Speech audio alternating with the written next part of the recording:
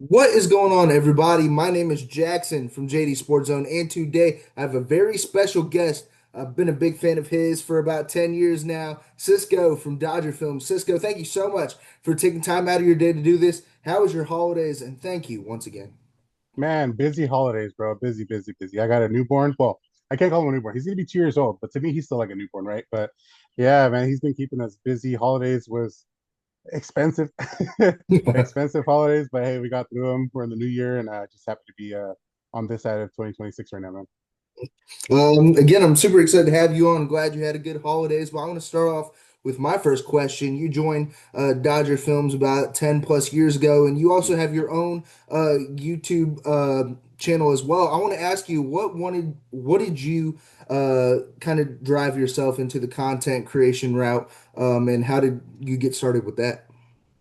Oh man, honestly, dude, like I so when I was going to college, I majored in what's called media and cultural studies. I went to UC Riverside, and that was basically like it was a mixture of film and like all other types of media studies. So I did that. My plan at the time was to go into radio. I wanted to do radio. Like I always liked listening to the radio, especially like the morning radio stations, the morning talk shows and all that. So that was my goal. That was my goal. Never came to fruition. But I did end up doing some classes for like documentary style videos. So with that, I did some projects, got into making some videos for those projects, and then from there, it just took off. I tried to do fishing videos when I first opened up my YouTube because I love fishing, man. I'll go fishing, but tried to do fishing videos, didn't take off. I didn't like the whole filming myself, was sitting there with the rod and reel and anyways, but um, try to do some vlogs, like kind of like Ashley Kleschka did in his daily vlogs and all that. Try to do that. Didn't really like it too much, and then I ended up hitting pretty big with one video where we did a bat review, and it wasn't even like a bat review that we tried to do on purpose. It was just more like my buddy had a bat. We just wanted to go out and hit with it, and because a specific bat is popular within the softball community, it ended up taking off. And from there, I thought, hey, might as well just start making bat reviews. Softball content, whatever we can work with. I mean, I love the softball content. I've been watching it for a long time now, and I love what you guys do on YouTube and everything from, your YouTube channel as well, and just a big fan of that. So it's great to hear, from a similar media side because I'm currently in college doing media mass communications as well. So it's great to hear a Right on. similar route as yours. Now, this question comes from Austin Kleschka, and you mentioned Right. softball bats earlier when you were mentioned about your content creation journey. Personally, I'm a big Easton guy, so I want to ask you Mhm. your favorite softball bat to use during games. Oh man, during games. Well, I haven't really played games outside of Dodger Films in a minute. But Easton, I used to go to Easton a lot. Easton, when we used to play, the certification of the league that we played was ASA USA. I had an Easton, a 2017 Easton. I can't even remember the name of it, but it was a white bat with a blue tip. That was my go-to. And there was another one that I really liked. It was a smaller company called Boomba. They made a bat back in 2017 as well. That was my go-to bat. Right now, I would say probably not the bigger names. Like Easton is not my go-to anymore. I like the smaller brand names. A couple of our guys are affiliated with the company Onyx. So we've been doing a lot of reviews on Onyx USSSA bats and senior bats. Also, Pures is one that comes up. Monster is one that comes up to mind. Just a smaller, I can't even call them smaller because they're big in the softball world now. But like coming up, playing softball through the years, they were more smaller companies. So if I had to choose, like for USSSA, I probably would say I have to go with Onyx. Onyx is a good one for USSSA. And then for seniors, I mean, it just depends on the company. Onyx has some good senior bats. Just depends on what's coming out because all the senior bats are really hot, in my opinion. And then for USA, ASA, Monster's pretty good for those as well.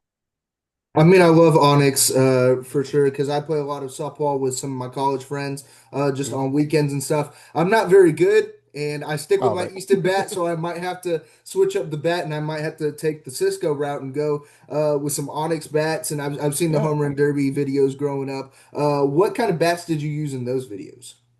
I think I did one or two home run derbies with Bobby. The only one that I did pretty good in, and that's actually where I got my logo still shot from. I don't know if you look at my logo, it's somebody swinging. That's me. That's an outline of me. So one of my nieces actually hooked me up with making like a little outline drawing of that, and I ran with that. And now we have We're local to Riverside, California out here, so we incorporate the bell with my logo now. So, but yeah, that's me in that video or in the logo from that video. But in that video, I used a dual stamp bat, which was it was a Louisville. It was want to say the 2015 Louisville Super Z, and that one, like I said, is dual stamp. It's made for USSSA and ASA. So, sounded horrible. I will say those Louisvilles back in those times, like around the mid 2010s, just sounded like breaking glass. So anytime you hear that bat, it sounds like glass is breaking. Louisville's come a long way since with the sound, but yeah, man, that was the one that I used for that home run derby. I mean, if it relates to hitting bombs, I mean, you can't really go wrong with it. Right? With a Louisville bat relating to that. And speaking of hitting bombs, I know you're a big Los Angeles Dodgers fan. Personally, Yeah, I'm a St. Louis Cardinals fan. We haven't seen a World Series since 2011, but I asked a lot of Angels related questions to Austin, and I'm glad I get yeah, to ask you the winning side of things when it comes to LA and Dodger stuff like that. Now, you've been known as a first baseman when yeah. everybody watches the YouTube videos. Do you have a Mount Rushmore of first baseman in the MLB? Oh, Mount Rushmore, a first baseman in the MLB. All right, so Adrian Gonzalez is one. I think he's like underrated as far as how people see him defensively, but he always made amazing plays. And again, Dodger, long time Padre, long time Dodger. So Adrian Gonzalez is for sure on there. Man, I can't go wrong with Freddie Freeman, more recent Dodgers. And going MLB just in general. Pujols, I would have to say Pujols is one of them just for his power, man. He hit very well, and I know he was an Angel as well. So shout out to Austin for the Angel reference right there. Let me see who else. Who else can I say? I like Joey Votto. I like Joey Votto as a first baseman. Um, yeah, I would say those four right there.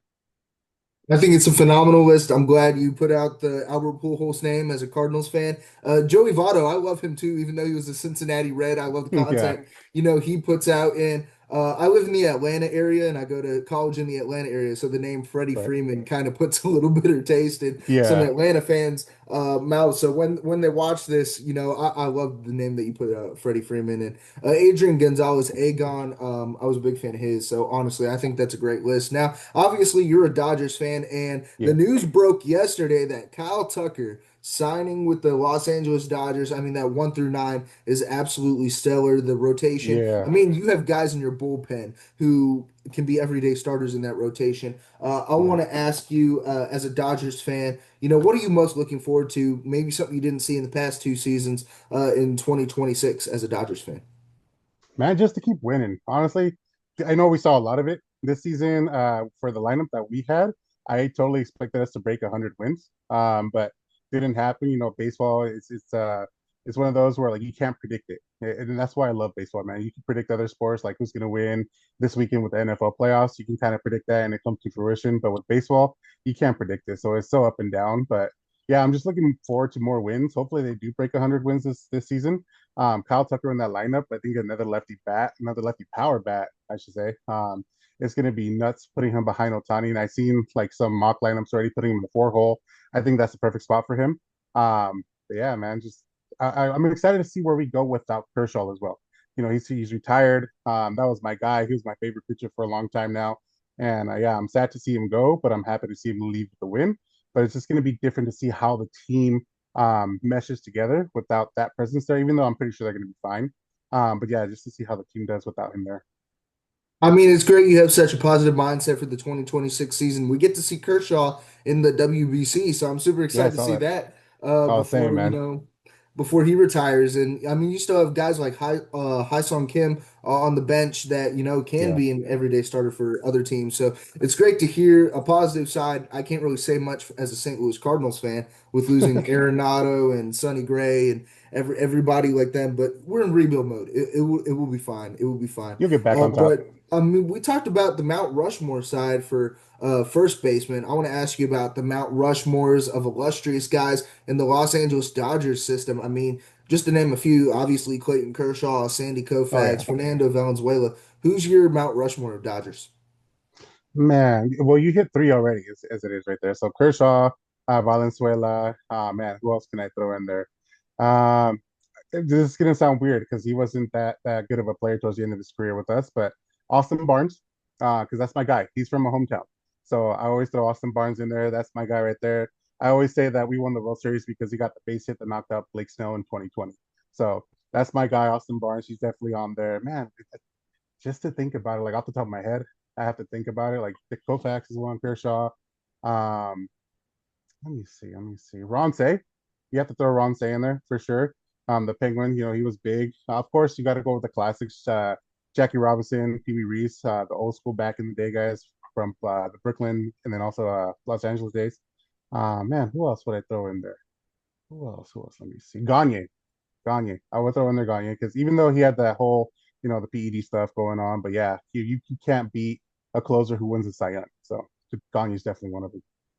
I mean, I love the list. I mean, I can't really narrow any down for the St. Louis Cardinals, but I feel like those guys are definitely up there for Mount Rushmore. Big fan. I was a big fan of this Dodger, and he wasn't really notable, I would say, as maybe like a Hall of Famer or up there with guys like Clayton Kershaw. But Andre Ethier I was a big fan of Yeah. Andre Ethier growing up. Tried to model my game after him. Didn't really work out. There's a reason why I'm interviewing you on a podcast and Yeah. out in the field. But Andre Ethier, again, illustrious players during the Dodger system. And we talk about MLB players, and you're in content creation. If you can choose one MLB player from the past or present to do a full day of filming on your YouTube channel with for free of charge, who would you choose and why?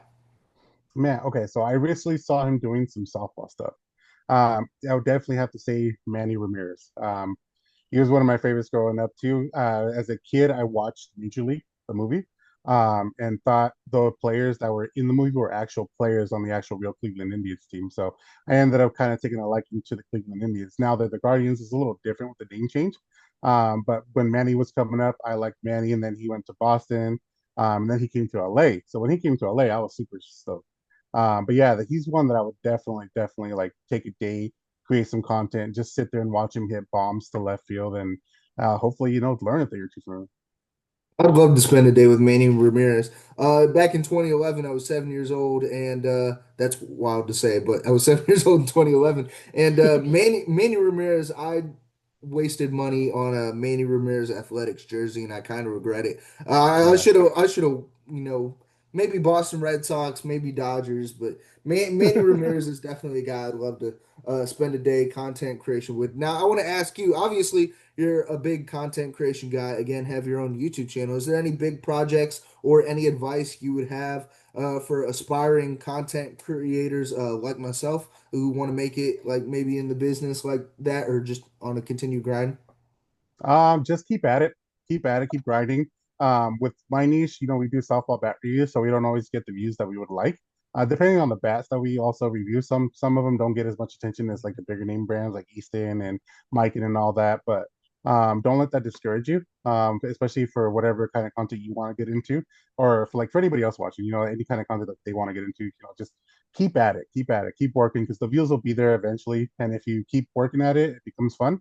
You find the good support of people around you that also support your craft, and I mean, just keep running with it, man. Nothing but positivity. So keep it positive vibes, keep those vibes coming, keep working at it, and everything will work itself out.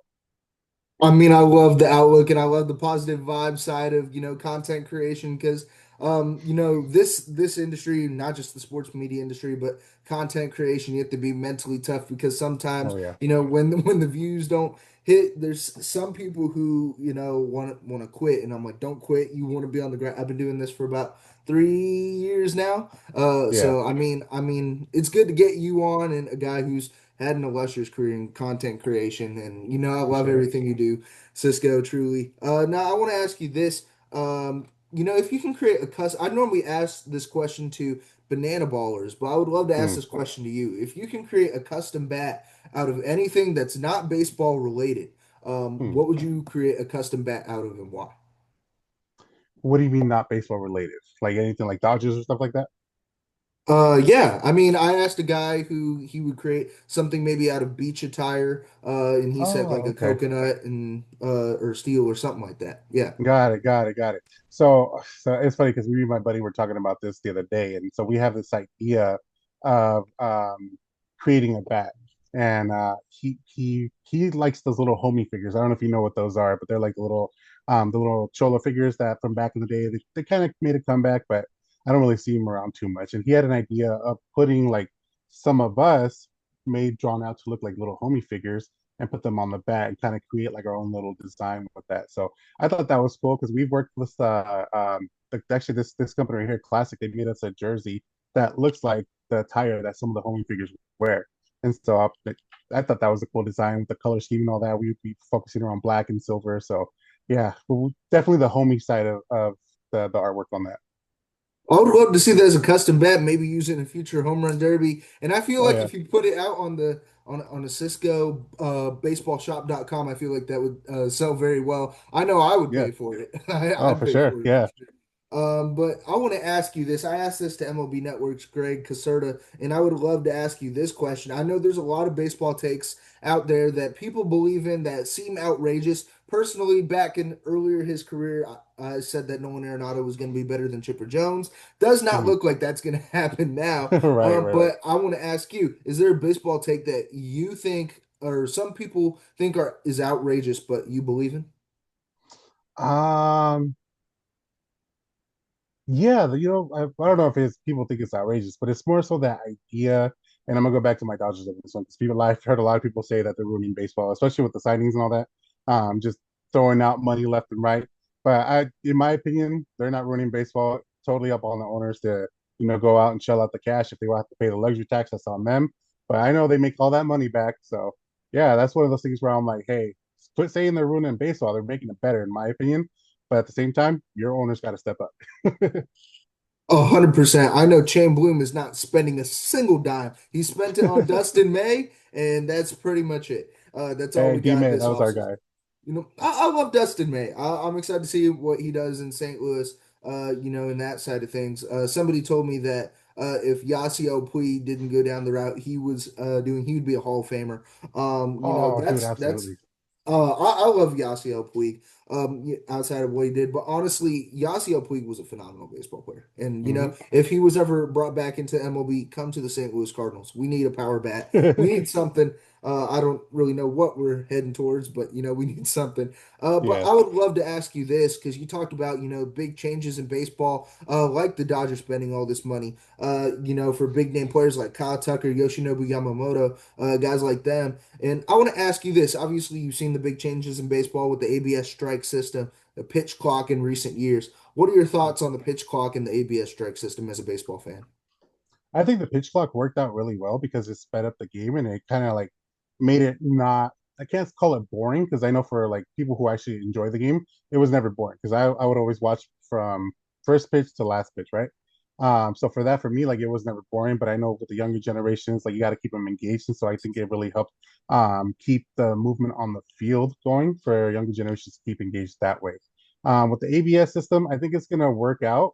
But I don't know if there's going to be a lot of players taking too much advantage of it. And it's going to be like the timeout system, in the NFL, you get um, timeouts per half. I feel like with that, if you lose your challenges, I mean, hey, it is what it is. Playoffs will probably expand it. But hey, I mean, I'm looking forward to it in the bigs because there's a lot of calls that I'm like, hey, man, that was kind of, yeah, that should have been a strike or that should have been a ball, and it got called the other way. And definitely, I think the players will take advantage of I mean, guys like CB Buckner and Angel Hernandez aren't, you don't know those names for being good umpires. it. Oh You know yeah, those names for terrible calls. So, I yeah. mean, I know a lot of people have mixed feelings about the ABS strike system. I love hearing it from a baseball fan's perspective. I asked 2020 Dodger Jake McGee the same question, and he told me that, it's great in crucial challenges, but, as a pitcher, I kind of love the human element of things. It varies on generations and stuff like that. Yeah, But, Cisco, one final question for you yeah. before I wrap up this interview. I mean, obviously, big fan of your content and stuff like that. If MLB gave you a huge budget to do an MLB video for a day, well, collaboration with your channel, what would Mhm. that look like? It would definitely be more softball related as far as like getting some major league players to see if they can make that transition to softball. Because when we get a lot of like baseball players that come out of high school or college and then they start playing on teams and they think it's easy. And so for like everybody watching, like if you think softball is easy, come out and try it, man. Definitely step in front of, somebody hitting that line drive down third base and see if you can catch it or see if you can hit it out first pitch because it's not that easy. the angle that the ball's coming down is a different angle than baseball players are used to, and it takes some time to adjust.